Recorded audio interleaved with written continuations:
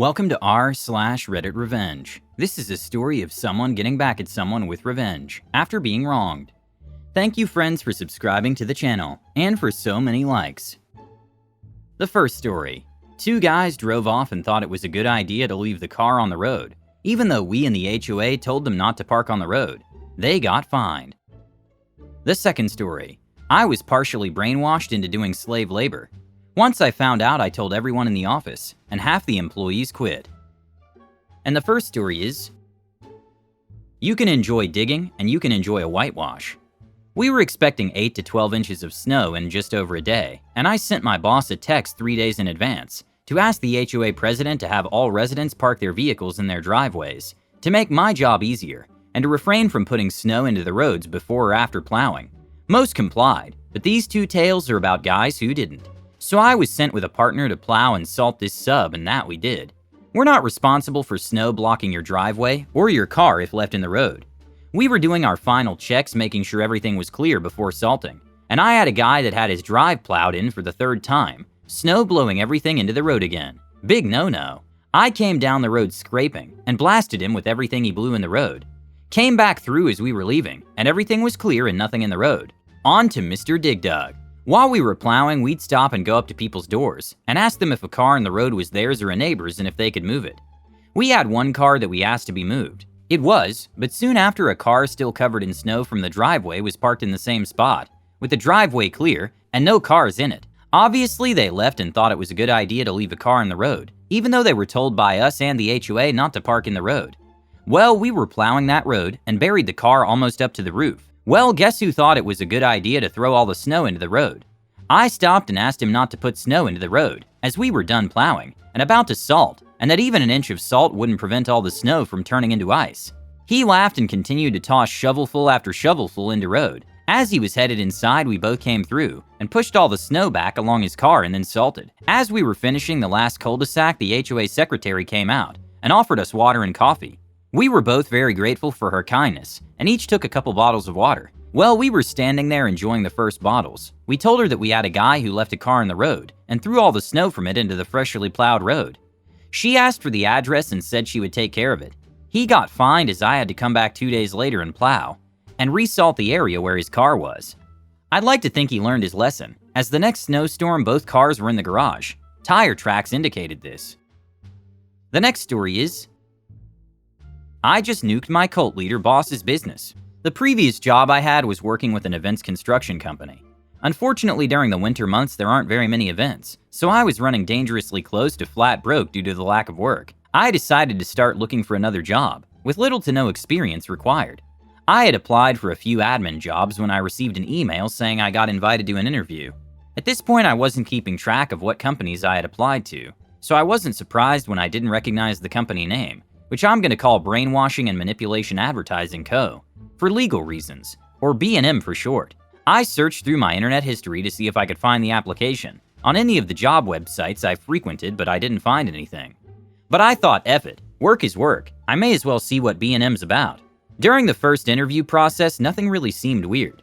It felt like a normal interview, with the only notable thing being that everyone applying for it was really young, and all in their early and mid-20s. I usually interviewed quite well, so I was pretty confident that I had made it into the next interview, but when I received a call back, the guy who interviewed me continuously hinted at me not being invited back, before finally telling me that I had passed into the next round of interviews.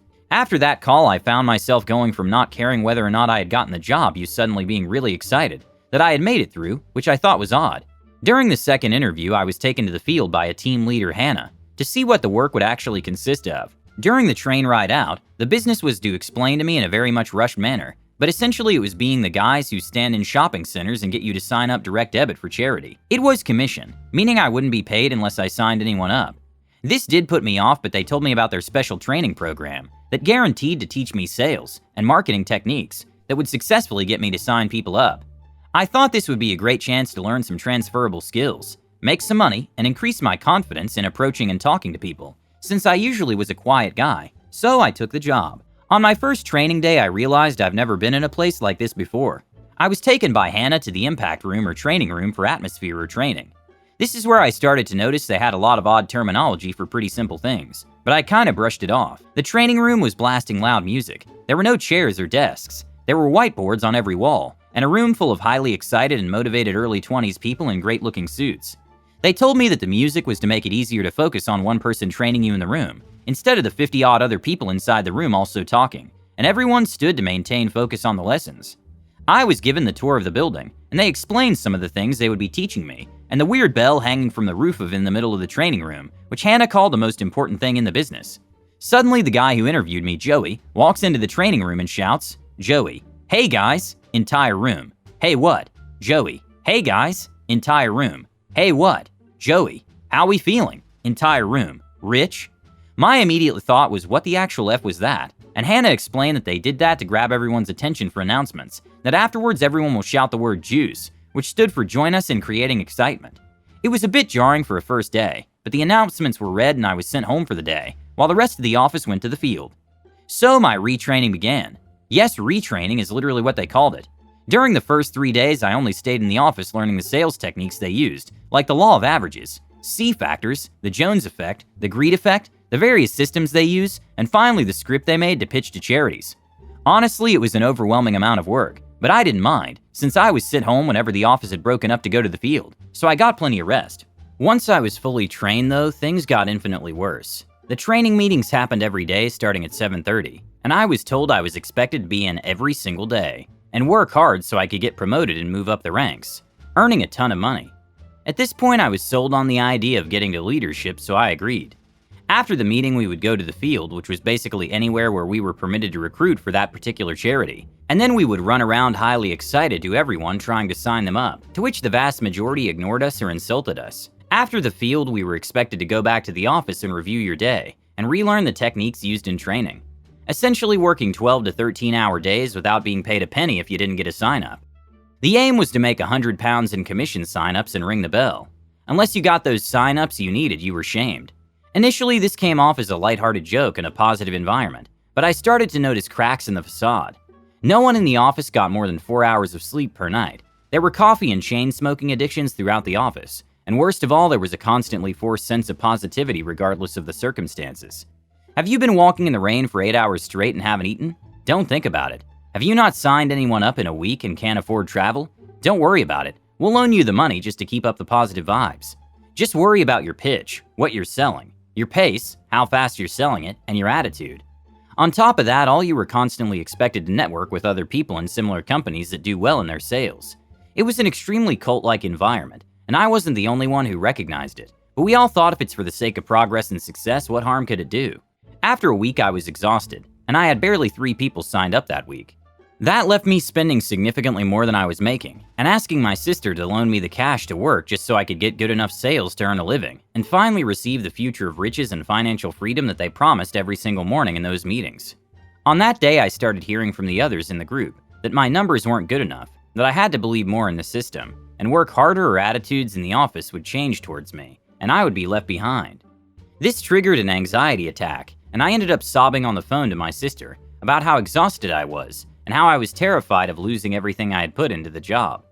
The next morning, I tried to explain to my boss about the anxiety attack I had, and how the work environment here was very stressful, but he deflected, saying there are people who had tougher situations to deal with, who still find success because they remained positive and persevered. He also said he was glad I had those panic attacks, because if I could make it past them, it would show I had the makings of a leader. Again, I bought into the BS and thought that if I could just overcome that, I could make it to the next stage. So I slaved away for another week exhausted. Things took a turning point when I was on the field with Hannah, and a person she approached mentioned the company Credico, and all of a sudden she avoided him like the plague. Later that day, when we got back to the office, we were shown a speech by someone who was successful in the business, and on the podium he stood in front of was the name Credico in big bold letters. So I went home and looked it up, finding this documentary on YouTube. I was furious. Basically everything I had experienced from the past 3 weeks was described to a T in that video. From the day I walked into the office, they were emotionally manipulating me and conditioning me to do work, ungodly amounts of work, for basically pocket change on the chance to make a fortune in the future. I didn't want to believe it, but the video explained everything I had questions about and more, whereas whenever I'd ask questions about the business to anyone who was in it, I was shut out and told to get to leadership to find out. I wasn't the only one this information was restricted from. I met so many new people joining that had amazing hopes, dreams, and ambitions that this company was farming to make money off of. One girl I spoke to was thinking about quitting med school to work at B&M full-time. One guy was an ex-homeless junkie who was trying hard to turn his life around and be a good father. A lot of people were fresh out of uni and were trying to launch their careers. This was the tipping point for me. I knew that if I had spoken to the managers about it, they would brush it under the carpet and ignore it. So I thought, F it. Either way, I'm not working there tomorrow, and people had the right to decide the truth for themselves. So I pull up the vast list of people I was told to network with, and forwarded the documentary to everyone on the list to see what happened. Then my phone blew up with messages from everyone from the bottom in sales all the way up to the owners. I very obviously got fired, but it was worth it because half the office quit right then and there. The schadenfreude was delicious. Edit. It turns out these exact scams have been running for years, and there's a ton of stories in the comments of people around the world going through similar experiences. I'm looking to see what my legal options are for getting compensation for my time worked. Edit 2. Fun fact. I just got my first paycheck and it turns out I was paid a total of £110 and 40 pence for the time I was out on the field. Not counting any of the time I spent training or the mandatory homework we had to do. It works out at $150 an hour. Edit 3. To give you a better picture of what it was like there, let me tell you about Super Challenge Fridays. So every Friday, the sales guy at the bottom are encouraged to challenge each other to who could make the most profit in a day. At first, I wasn't confident enough to dish out a challenge, but Joey egged me on to do it, and in the end I challenged one of the other leaders who was training me, and another new recruit was egged on to challenge me, so I ended up with 2 matches. The base penalty being a public apology from the losers to the winners. But it got a bit hectic after that. Someone challenged another for a chance to shave off their man bun. Another challenge was the loser to get their eyebrows shaven off, and that was just the beginning. On that day, I was put on a lottery charity campaign.